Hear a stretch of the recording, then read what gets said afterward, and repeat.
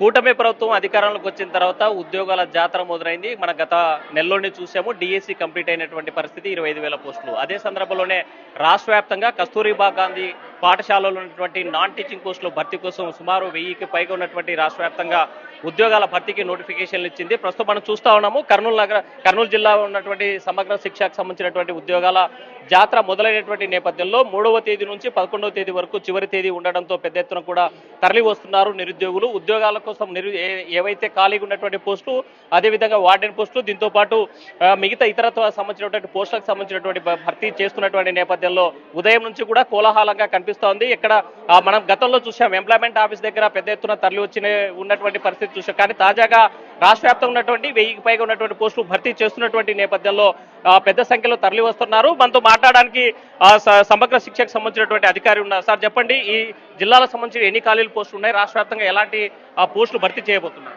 రాష్ట్ర వ్యాప్తంగా సమగ్ర శిక్షలో కేజీబీవి నాన్ టీచింగ్ స్టాఫ్ పోస్టులు దాదాపుగా 594 పోస్టులు భర్తీ చేయబోతున్నారు. దీనికి సంబంధించి మన కర్నూలు జిల్లాలో 77 పోస్టులు ఖాళీ ఉన్నాయి. ఈ 77 పోస్టులలో వార్డెన్ పోస్టులు, అలాగే computer instructor, vocational instructor, ANM, అలాగే హెడ్ కుక్కు, అసిస్టెంట్ కుక్కు, స్కావెంజరు, అటెండరు, ఇలాంటి పోస్టులన్నీ కూడా ఖాళీ ఉన్నాయి. సరే, ఈ పోస్టులకు అప్లై చేసుకోవడానికి ఎలాంటి నియమ నిబంధనలు పెట్టారు? వీటికి ఒక్కొక్క పోస్ట్కి సంబంధించి ఒక్కొక్క క్వాలిఫికేషన్స్ ఉంటాయండి. ఉదాహరణకు వార్డెన్ పోస్ట్ తీసుకుంటే గిన డిగ్రీతో పాటు బీఈడీ ఉండాలి, ఎంఏ ఎడ్యుకేషన్ కూడా ఉండాలి. అలాగే మిగతా ఆ సదరు పోస్టుకి సంబంధించి ఆయా క్వాలిఫికేషన్స్ ప్రభుత్వం నిర్ధారించింది. ఆ నిర్ధారణకు అనుగుణంగానే అభ్యర్థులు అప్లై చేసుకోవాల్సి ఉంటుంది. అంతేకాకుండా మా బ్లాగ్లో కూడా సమగ్ర శిక్ష కర్నూలు బ్లాగ్లో కూడా రోస్టర్ పాయింట్స్ కూడా పెట్టాము. ఆ రోస్టర్ పాయింట్స్ ప్రకారం రిజర్వేషన్ ప్రకారము అభ్యర్థులు అప్లై చేసుకోవాల్సి ఉంటుంది. లేదంటే కింద రోస్టర్ పాయింట్ ప్రకారం అప్లై చేసుకుంటే వాళ్లకు ఉద్యోగాలకు రావడం సులభతరం అవుతుంది. అంటే 3వ తేదీ నుంచి దరఖాస్తు చేసుకోవడానికి నిరుద్యోగులు వస్తున్నారు. మరి ఎలాంటి రెస్పాన్స్ వస్తుంది?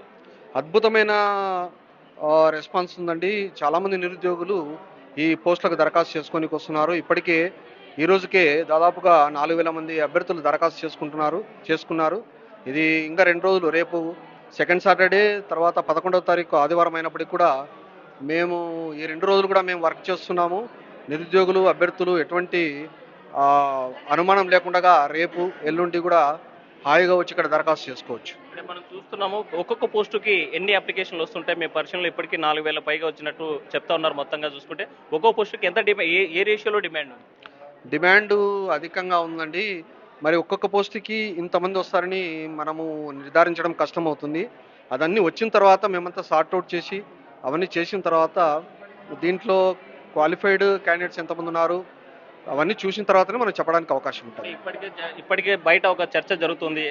సమగ్ర శిక్షలో పడ్డటువంటి ఉద్యోగాలు భర్తీ అయిపోయింది, దీనంతా రాజకీయ ప్రమేయం ఉంది, పోస్టులు భర్తీ చేసేశారు, వీళ్ళంతా చేసుకోవడం వేస్ట్ అనేటువంటిది ఒక చర్చ బయట మొదలైంది. దీనికి ఏం మీ సమాధానం ఏంటి? అస్సలు అభ్యర్థులు ఇంకా దరఖాస్తు చేసుకుంటున్నారు, అప్పుడే భర్తీ అయిపోయినడం అసమంజసం. అది చాలా తప్పది. ఖచ్చితంగా పారదర్శకంగా ఇక్కడ జరుగుతుంది. ఎంపిక అనేది పారదర్శకంగా ఖచ్చితంగా జరుగుతుంది.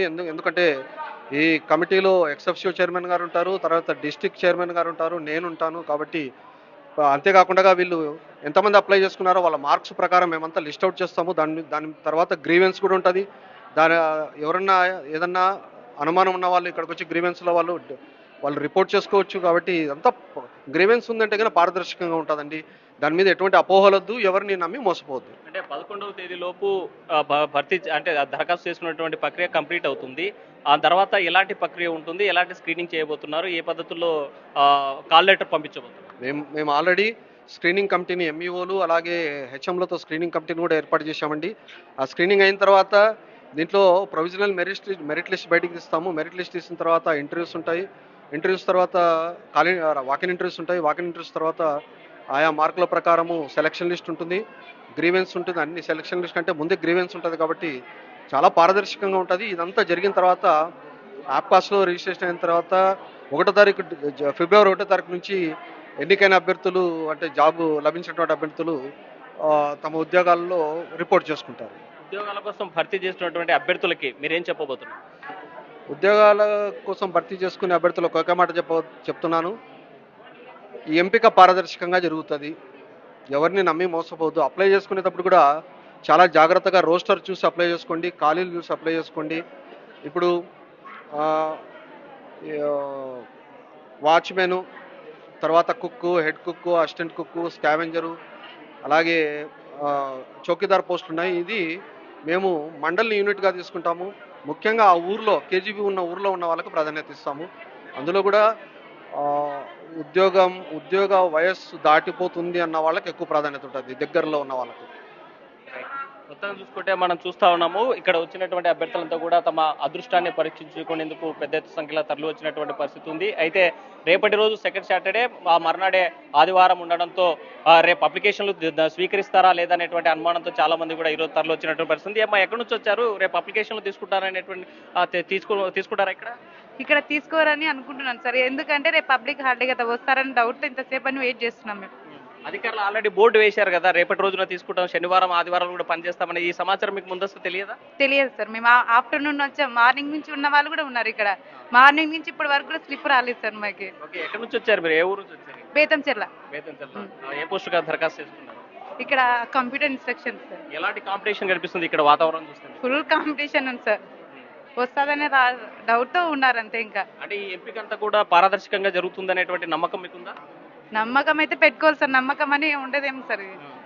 నమ్మకం పెట్టుకొని రావాల్సిందే. వస్తుందని రాదని డౌట్ తోనే ఉంది మాకైతే. ఏదో రాజకీయ నాయకుల ప్రమేయం, ఏదో డబ్బుతో నడుస్తున్నాయి ఒక అనుమానాలు బయట వస్తున్నాయి, నిజమేనా ఇది? అది కన్ఫర్మ్ అయితే ఉంటుంది, కానీ మాకైతే ఏం చెప్తారు సార్? ఊకే మేము వచ్చి ఫార్మల్గా వచ్చి అప్లై చేసి వెళ్ళాల్సిందే. అది వస్తుందా రాదని డౌట్, రాదని అయితే అనుకుంటున్నా కన్ఫర్మ్ అయితే. నేను రాదనే పోస్ట్ అప్లై చేస్తున్నారు, నార్మల్ గా చేయాలి కదా అందరితో పాటు, అంతే.